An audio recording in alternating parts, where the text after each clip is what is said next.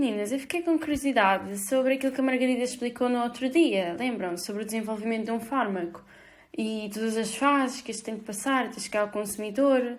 Portanto, fui pesquisar um pouco mais sobre isso. Só que houve uma coisa que eu não consegui compreender muito bem. É como é que se processa a fase inicial do desenvolvimento de um fármaco, ou seja, como é que nós encontramos a molécula perfeita para o nosso alvo. Eu também fiquei curiosa e, depois de muito pesquisar, cheguei ao conceito de drug design, que é basicamente todo o processo da descoberta da molécula.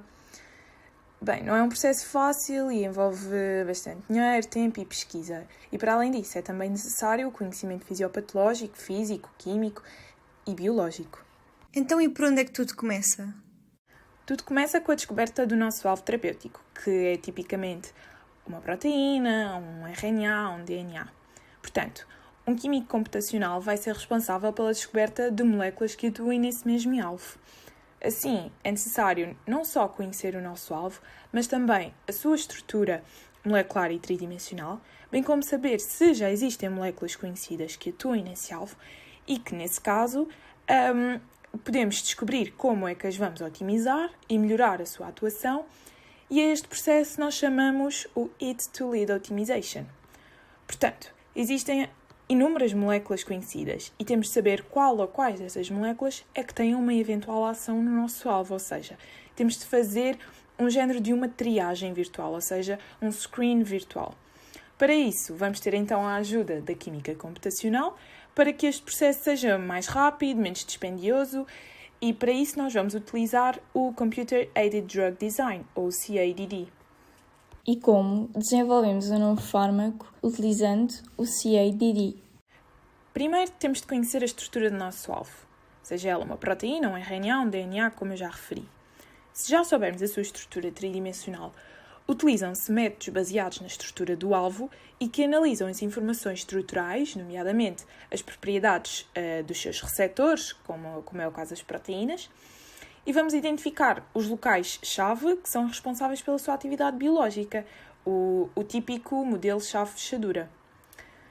Deste modo, essas informações podem então ser utilizadas para a caracterização dos locais de ligação, elucidação dos mecanismos de ação, de moléculas ativas e também a avaliação da cinética e termodinâmica do reconhecimento entre o ligando e o alvo.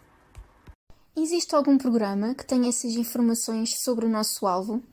Sim, existe um programa chamado UniProt. Este programa é uma base de dados que nos dá informações acerca da estrutura do alvo, da sua função, etc. Então, e se não soubermos a estrutura tridimensional do alvo? Bem, se não soubermos a estrutura do nosso alvo, utilizamos métodos baseados na estrutura dos ligandos, ou seja, métodos que são baseados em pequenas moléculas que tenham uma atividade biológica conhecida e que, portanto, sabemos que atuam naquele alvo. Um dos principais objetivos deste método é então identificar os compostos bioativos ou então melhorar a sua bioatividade. E essa é a única maneira de encontrarmos a estrutura tridimensional do alvo? Não. Existe também a Molecular Homology. É um método que nos permite descobrir a estrutura tridimensional computacionalmente a partir de uma correlação com outras proteínas cuja estrutura já é conhecida e que têm uma sequência de aminoácidos que é semelhante à sequência da proteína-alvo que estamos a estudar. Ou seja, primeiro identifica-se a sequência de aminoácidos da proteína-alvo. De seguida, procuram-se proteínas cuja estrutura tridimensional é conhecida e que têm uma sequência de aminoácidos parecida com a proteína que eu quero modelar.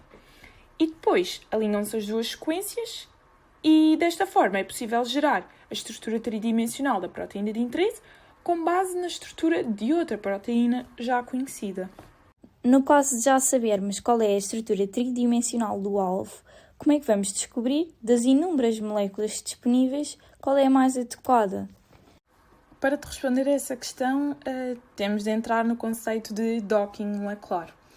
É um método que, com a ajuda de softwares e tendo a estrutura da molécula alvo e dos ligandos, consegue prever qual é a melhor posição do ligando no sítio ativo da proteína-alvo e também qual é a ligação proteína-ligando que tem maior afinidade, ou seja, a energia de ligação mais forte. Assim, chega-se ao composto IT. Então, mas a proteína pode ter mais do que um sítio ativo. Como é que podemos saber onde é que se encontram os sítios ativos para que o ligando se possa ligar e modular a função do composto-alvo? É possível fazer uma detecção de sítio ativo computacionalmente.